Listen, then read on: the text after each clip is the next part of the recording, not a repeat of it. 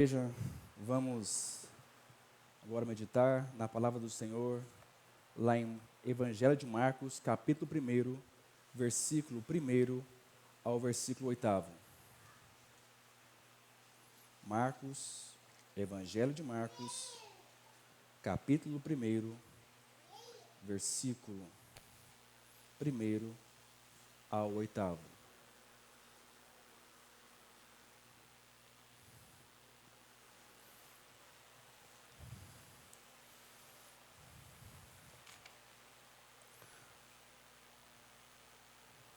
Eu vou ler, os irmãos acompanham aí nas suas Bíblias.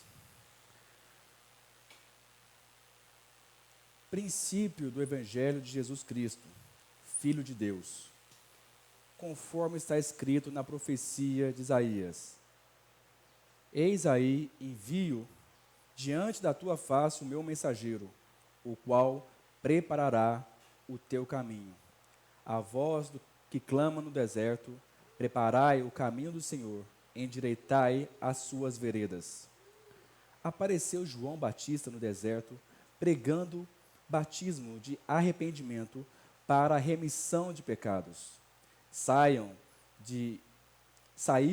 a ter com ele toda a província da Judéia e todos os habitantes de Jerusalém, e, confessando os seus pecados, eram batizados por ele no Rio Jordão. As vestes de João eram feitas de pelos de camelo. Ele trazia um cinto de couro e se alimentava de gafanhotos e mel silvestre. E pregava dizendo: após mim vem aquele que é mais poderoso do que eu, do qual não sou digno de, curvando-me, desatar-lhe as correias das sandálias. Eu vos tenho batizado com água, ele, porém, vos batizará com o Espírito Santo. Até aqui. Oremos neste momento. Senhor Deus, pedimos a Ti, Pai, graça neste momento da pregação, que o Teu Espírito Santo possa agir por meio dessa mensagem, Pai. Que o Senhor me use neste momento para que a Tua igreja seja abençoada pelo Teu poder, Deus. Assim, humildemente, pedimos em nome de Jesus. Amém. Estou acostumado ainda com isso aqui, tá? Então, primeira vez com isso aqui, então para mim é um incômodo. Tá bem? Tá pegando? Ok. Irmãos, quem aqui de vocês gostam de receber notícias? Aí vocês me perguntariam, né? Bom, César, depende de notícias, né? Boas ou ruins? Notícias. Quem gostaria de receber notícias? Pensa e fala. Depende. Primeiro, precisamos entender o que é notícia para entendermos se queremos receber ou não. Notícia é o quê? É um evento, é um anúncio de um evento que aconteceu e que é completamente importante. Quer ver um exemplo? Aconteceu uma invasão ou uma intervenção militar dos Estados Unidos recentemente no país da Venezuela, certo?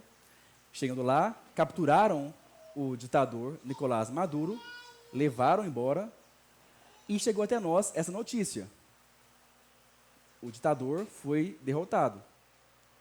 É boa ou é ruim? Depende. Porque notícias têm lado bom e lado ruim ao mesmo tempo.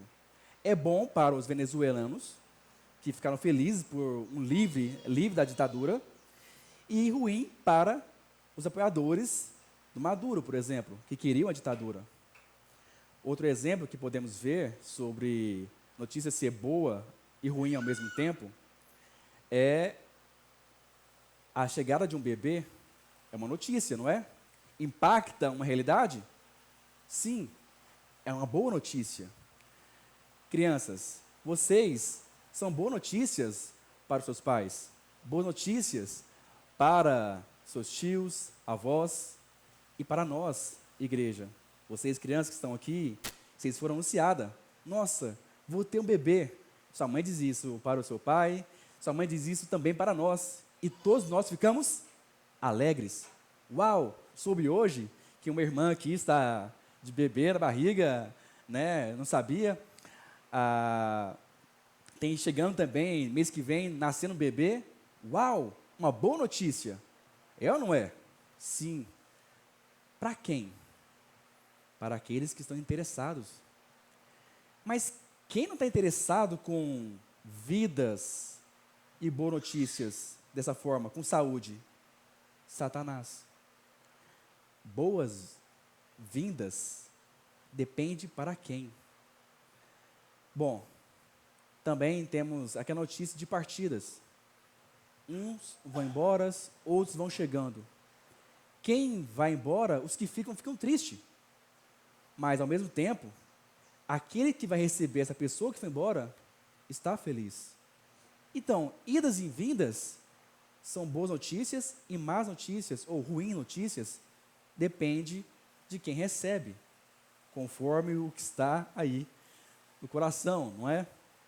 Pois bem, nós lemos agora há pouco, em Marcos, que houve uma manchete, vejam só, o princípio do Evangelho de Jesus Cristo, Filho de Deus. Isso aqui é uma notícia, é uma manchete de um jornal.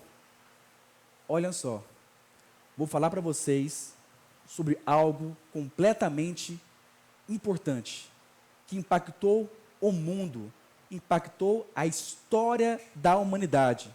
É uma boa notícia para aqueles que vão ser beneficiados por essa notícia. Aqueles que vão recusar, que vão rejeitar, que vão se opor, é uma péssima notícia saber que o rei está chegando. Vamos fazer um paralelo. Mateus capítulo 2, Herodes ficou irado, quis matar o rei dos judeus. Foi uma péssima notícia saber que um rei poderoso nasceu no povo judeu, Mas para nós é uma boa notícia. Para eles, os opositores, não. Então sabemos que notícias é boa e má ao mesmo tempo, depende para quem. Convido os irmãos a pensar então comigo aqui no seguinte tema: a chegada do rei. O rei chegou. O rei está prestes a chegar. Podemos sentir o cheiro do perfume do rei, de tão próximo que ele está de nós. Vejam só, princípio do Evangelho de Jesus Cristo, o Filho de Deus. Vou perguntar então, o que é esse princípio? É um princípio cronológico? É um princípio lógico, teológico? Que princípio é esse? É um princípio da chegada do rei na história. Marcos começa a narrar a boa notícia, estruturar para nós uma boa notícia, o Evangelho, a redenção de Deus para conosco, não por meio da genealogia, como fez Mateus. Lá no começo, contar a história do Natal, ou Lucas também, até antes, né? Contar como foi o processo, preparação, para depois Jesus nascer. Não. Marcos começa dizendo algo que, como fosse uma manchete mesmo. Pá! Está aqui. Um anúncio de jornal. O rei começou o seu ministério. É uma quebra de uma realidade impactante, mundial. Nós vemos aqui, então, que, lá para frente, olha só, conforme está escrito na profecia. Este princípio não é um princípio cronológico, assim, de lá como fosse Adão e Eva. É um princípio que a profecia começou a se cumprir. Não é algo aleatório. Não aconteceu do nada. Não foi assim, vamos inventar uma notícia aqui, vamos fazer como fosse os liberais falam, né? Não, o evangelho é manipulado. De forma alguma. Existe uma base teológica, profética e escatológica aqui. a profecia está se cumprindo, conforme está escrito na profecia de Isaías. Vejam, eis aí, envio, versículo 2, diante da tua face o meu mensageiro, o qual preparará o teu caminho. A voz que clama no deserto, preparai o caminho do Senhor, endireitai as suas veredas, os teus caminhos. Marcos, ele usa o profeta Isaías para fundamentar o que está dizendo. E os profetas usam uma figura de linguagem, uma expressão que os reis faziam naquela época. Nós lemos agora há pouco, em Isaías 43 até o 5, em que fala que prepara o terreno, abaixa as montanhas, endireitai, deixai liso para a chegada do rei.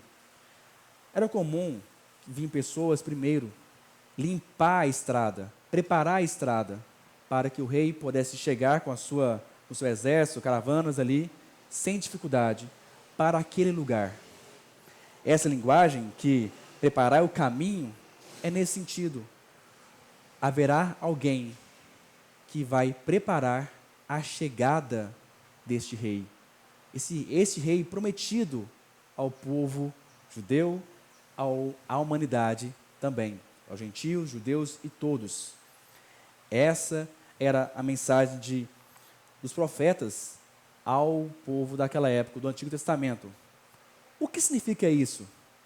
Por que essa mensagem de a vinda do rei, o que significava para eles essas coisas? O novo êxodo. Quando falava em Isaías 40, essa nova consolação, essa consolação de Deus, é que haverá um novo êxodo, uma libertação. Assim como foi o êxodo lá atrás, o povo escravo do Egito, veio as pragas, veio os sinais, veio a Páscoa, o povo foi liberto e o inimigo foi derrotado. Agora haverá um novo êxodo. A mensagem é: vocês estão presos, escravos, povo que estão aí. E essa mensagem do Antigo Testamento, e nesse momento de João Batista. Vocês estão escravos do pecado, das trevas. E haverá um novo êxodo, uma nova libertação. E este era anseio do povo judeu naquela época. Mas não foi conforme eles pensavam, né? Achavam que seria algo militar, algo com exércitos, cavalo branco, com suas armaduras. Mas, como diz aqui Marcos, o Evangelho de Jesus, Filho de Deus, ele veio dessa forma, simples, sutil, e o povo nem sabia quem era direito. Algo discreto. Vejam só a seguir aqui. Apareceu João Batista no deserto, pregando o batismo de arrependimento para a remissão dos pecados. Saíam a ter com ele toda a província da Judéia e todos os habitantes de Jerusalém. E, confessando os seus pecados, eram batizados por ele no Rio Jordão. Aparece um profeta no deserto, fazendo um paralelo, uma conexão com a profecia logo pouco dita, pregando o batismo de arrependimento. Vocês perguntam, né? Podemos perguntar também, batismo de arrependimento? Haveria outros batismos? Sim. Tinha outros batismos naquela época, naquele contexto. E a ideia do batismo tem a ideia de purificação. Isso vem desde o Antigo Testamento mesmo. Em Levíticos, em Números, fala que a pessoa que sentisse suja por conta do contexto de menstruação, tocar em morto, ou alguma impureza que cometeu, lepra, podiam se limpar. A raiz do batismo está conectada com isso, com a purificação. Com o passar do tempo, foi construindo essa ideia de, por exemplo, os essênios, os religiosos, no contexto de Jesus, eles eram povo, ou um grupo religioso, que se desvincularam do templo de Jerusalém, tinham seus próprios costumes, e ali então tinha batismo da comunidade. Eles purificavam. Tinha um batismo deles, tinha um batismo de entrada no contexto do contexto judeu, um gentil que se arrependesse, queria entrar na cultura ou na religião judaica, tinha também um batismo. Só que o batismo de arrependimento, quem estava fazendo era João Batista. Interessante que as pessoas ouviam João Batista e várias pessoas espalhadas por Israel queriam confessar seus pecados, queriam entender que esse novo êxodo eu quero participar, eu quero entender. E eles confessavam os seus pecados e se arrependiam ali. Era um sinal, era uma marca da chegada de um outro batismo. Vamos seguir em diante aqui. E confessando seus pecados, versículo 5, finalzinho, e eram batizados por ele no Rio Jordão. Por que no Rio Jordão? Por que é importante esse lugar? Marca a entrada do povo hebreu na terra prometida, voltando lá no contexto de Êxodo e ali no contexto de Josué. O povo sai, é liberto, eles passam pelo deserto, chega ali no Rio Jordão, que é a passagem para a entrada da terra prometida. E o batismo que João Batista fazia era neste rio, simbolizando o arrependimento está vinculado em participar desse novo êxodo. O arrependimento está vinculado com o que vai vir depois de mim. Essa era a mensagem de João Batista. Seguindo, as vestes de João eram feitas de pelos de camelo e ele trazia um cinto de couro aqui embaixo e se alimentava de gafanhotos e mel silvestre. Por que João, Marcos, o Evangelho, começa a citar esses detalhes das vestes, o que ele se alimentava, o que traz essa quebra aqui? Porque dizendo sobre o novo êxodo, de repente faz esse comentário. Se vocês repararem bem, nota de rodapé embaixo, até faz uma menção aqui. Em 2 Reis, capítulo 1, versículo 8, faz menção a Elias. Elias era esse homem que proclamava também no deserto, que foi assim, vestir dessa forma, e João Marcos está conectando. Vejam, o João Batista é semelhante, é parecido com Elias. O povo daquela época já estava entendendo já a conexão. Usou Isaías 40, usou Malaquias, agora fala de batismo de arrependimento no Rio Jordão, e agora fala sobre Elias, de uma forma discreta, conectando tudo com João Batista, pois este era o mensageiro que estava preparando a chegada do Messias. E aqui, vemos só, versículo 7, e pregava, dizendo, após mim vem aquele que é mais poderoso do que eu, do qual não sou digno de, curvando-me, desatar-lhes as correias das sandálias. Essa pessoa, João Batista, tinha muitos elementos para se vangloriar. vejam quem eu sou. Mas ele pregava algo muito interessante, que dizia: após mim vem aquele que é muito mais poderoso. E Jesus já estava chegando ali, naquele lugar, para ser batizado. E eu não sou digno de desamarrar as suas sandálias. Aqui uma figura de linguagem de um trabalho de um escravo. Eu sou digno nem de fazer um trabalho de um escravo para este homem. Não sou digno de fazer nada para este homem que vem após mim. Ele é tão poderoso que não sou digno nem de tocar nele, nem de chegar próximo dele. Um trabalho mais sujo. Quem tem essa identidade tão poderosa?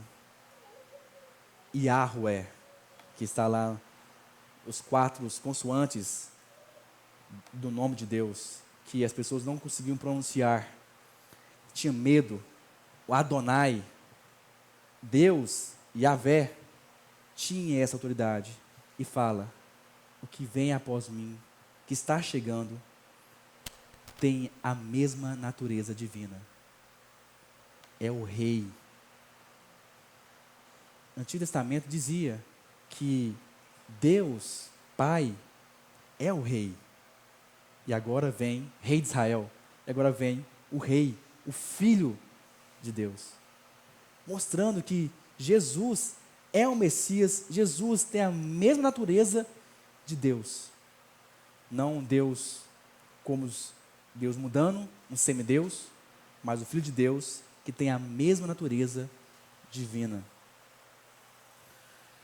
E ele encerra dizendo, versículo 8: eu vos tenho batizado com água, e ele, porém, vos batizará com o Espírito Santo. Um batismo com água era um batismo que mostrava algo escatológico, chegando ao fim, preparatório, ético, público, uma vez só, algo externo. O batismo que hoje nós temos envolve isso também. É algo que mostra o seu arrependimento, mas isso é menor do que aquele que batiza com o Espírito Santo. Vocês foram batizados? Vocês lembram o dia? Foi maravilhoso o batismo com água. Ou nem lembram, né? Bebês, talvez. Mas o batismo com o Espírito Santo é algo que acontece no coração da pessoa. E quem faz não é homem, é o próprio Jesus Cristo, que batiza os seus, marcando: este aqui faz parte do meu povo, e este aqui que eu batizei é o meu povo que vai participar do novo êxodo, da nova criação que eu vou preparar. Olhar para essas coisas, aqui temos algumas aplicações que podemos ver para nós. Olhar esse texto aqui, de João Batista, entender o que isso tem a ver comigo. Porque saber essas coisas, essa manchete, o rei chegou, está chegando, tem a ver comigo. Primeiro, isso faz parte de algo que a igreja vai proclamar isso. João Batista, ele preparou, ele mostrou essas coisas, que a chegada do rei, alguém prepara o caminho. Mas nós não estamos preparando o caminho, igreja. Nós estamos proclamando que ele está chegando. Ele veio, Cristo veio, ele fez a obra perfeita, limpou o seu povo, aqueles que creem no Evangelho, limpou do pecado, restaurou eles, livrou das trevas, deu uma nova vida e está chegando. Enquanto isso, nós, igreja, todos nós que cremos em Jesus Cristo, vamos pregar isso para as pessoas, proclamar a vinda do rei. A vinda do rei. Mas antes de proclamar, primeiro olhem para vocês e se perguntam: de fato, eu me arrependi? De fato, eu sou filho de Deus? Deus, eu estou agindo como filho de Deus?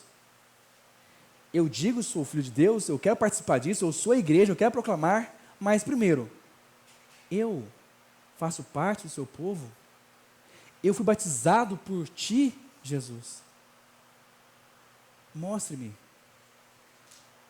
esclareia a minha mente, me dê discernimento, se eu estou afastado, ou indo para o afastamento, não me deixe, retorne, não me deixe perder isso, e que tenha prazer em proclamar o reino de Deus, a vinda do Rei.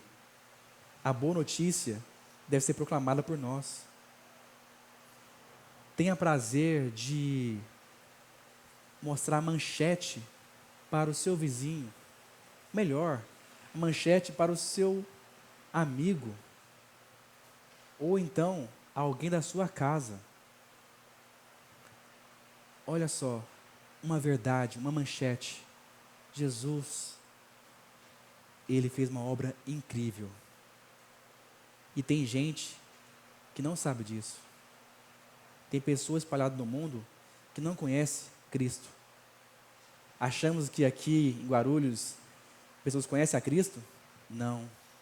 Talvez eles conheceram um Jesus completamente distorcido. Não este aqui, que é tão poderoso, que não somos dignos de desatar as sandálias. Não. É um Jesus imaginário, que eles mesmos criaram. Poucos conhecem este Jesus que nós cremos, revelado nas Escrituras. Poucos tenham este prazer de fazer Jesus conhecido, primeiro olhando para si e depois indo com prazer proclamando o Evangelho. Também, uma forma de olhar para essa mensagem de Marcos, capítulo 1, versículo 1 a 8, é que nós somos servos. Uma aplicação é essa. Não vá achando que, por saber, eu vou fazer do meu jeito. Eu vou pregar o que eu quero pregar. Nós temos o Senhor, Jesus Cristo, o nosso Rei. Nós devemos submissão a este Rei. Vamos preparar a volta de Cristo, né? Pregar o Evangelho, porque Ele está chegando. Mas não com orgulho, não com soberba, não querendo passar por autoridades. Sermos humildes, de coração. João Batista é um exemplo disso, de um servo que não foi orgulhoso diante de Deus, diante de Jesus Cristo. Infelizmente acontece isso. Infelizmente vamos cometer isso algumas vezes sem querer, ou desejando tantas coisas para nós, que esquecemos o nosso propósito e acabamos sendo arrogantes. Agora, se agimos assim, em algum momento, ou está agindo, olha para vocês e pede perdão para Deus. E vamos seguir juntos, humildes, esse senhorio. Seguir humildes diante de Deus. Essa mensagem também está nos mostrando esperança gloriosa. Se nós vamos pregar o Evangelho, se nós estamos nos arrependendo, se nós estamos dizendo para as pessoas, Cristo é Rei, isso mostra a esperança do fim, da consumação. O Espírito Santo vai batizar mais pessoas, e a nossa alegria é ver isso. Pessoas sendo batizadas pelo Espírito Santo, pessoas salvas. Isso é o sinal da escatologia, é o final dos fim dos tempos. Deus vai salvar o seu povo, assim como vem salvado. Te salvou, me salvou, e vai salvar mais pessoas ainda, inclusive aqui em Guarulhos, no bairro Jardim Fortaleza. Tem pessoas que vão crer no Evangelho, vão ouvir o Evangelho. E Deus vai usar a igreja, o povo dele, que ele salvou. Espero que vocês entendam a vontade de Deus, que vocês participem desta obra da proclamação do Evangelho. Não queiram ficar sentados, não queiram dizer, se já foi, então vou ficar por aqui. Se tem gente fazendo, não precisa de mim. Não. Deus quer usar, não pessoas especiais, não superdotados, pessoas como eu e vocês. Cheio de problemas, cheio de defeitos, mas Ele nos capacita, nos dá dom, porque Ele quer nos usar. Ele quer usar nós, cada um de nós, naquilo que Ele nos dá de dons. Vemos então que o Rei chegou e voltará. Olhe para vocês. Vocês anseiam a volta de Jesus? Vocês desejam pregar essa volta de Cristo? O que Ele fez e que vai consumar tudo isso? Então, vamos juntos, com alegria, adorar a Deus diariamente e proclamar o Evangelho e dizer: Rei está chegando, está voltando, arrependam-se, porque se não se arrepender, a coisa vai ficar complicada para aqueles que se opõem a este Rei. Porque primeiro Ele redimiu, mas voltará para julgar todos. Assim, irmãos, vamos orar neste momento, dando graças a Deus por essa mensagem do Evangelho revelada a nós nas Escrituras. Oremos. Senhor Deus, eterno Pai, muito obrigado, Deus, por entender o Evangelho do Senhor Cristo Jesus. Sabemos que esse Evangelho, essa boa notícia, vem de Jesus, é dele, e essa boa notícia é agradável a nós, ao teu povo, Pai. Conhecemos o Evangelho, conhecemos a verdade, não porque somos bons, não porque somos melhores, mas porque fomos graciados por Ti, Pai. Não merecíamos entender a verdade, não merecíamos entender que o Senhor nos salvou, que o Senhor veio para fazer uma boa obra e concluiu. E assim recebemos essa bênção e o Senhor voltará.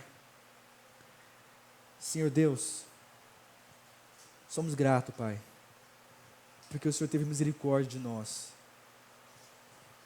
E há pessoas espalhadas no mundo que não conhecem o Evangelho, não conhecem essa verdade, Deus. E o Senhor tem os seus, que estão esperando ouvir a mensagem, a pregação do Evangelho. E que estamos aqui, Pai, se estamos aqui neste lugar em Guarulhos, é porque tem pessoas aqui, Deus, assim eu creio, Pai. E te peço, use esta igreja, use cada um que está aqui, use, Pai, que nós possamos pregar fielmente a Tua vontade, a Tua verdade, o Teu Evangelho, Jesus Cristo, nosso Senhor, fielmente, que possamos fazer isso, Pai. Senhor, nos perdoe se falhamos, se negligenciamos, se fomos rebeldes em não obedecer a Tua vontade. Nos perdoe, Pai. Nos restaura. Cremos que fomos regenerados e batizados por Ti. E que o Senhor é fiel e justo para nos perdoar e nos purificar de todo mal. Se há alguém aqui, Pai, que não conhece o Evangelho, já ouviu, mas não entendeu, não foi regenerado, eu te peço, Deus, que essa pessoa possa sim ser regenerada, Pai. Creia no Evangelho, ilumine essa pessoa, transforme ela para a Tua glória e que todos nós possamos louvar a Ti por este milagre, Pai. Que o Senhor abençoe também as crianças que estão aprendendo na graça, entendendo o Evangelho, é difícil para elas, mas o Senhor tem poder para capacitar a mensagem para todos, inclusive para crianças, Pai. Que todos aqui possam ser edificados pelo Senhor diariamente. Assim, sou grato, Pai. Em nome de Cristo Jesus. Amém, Senhor.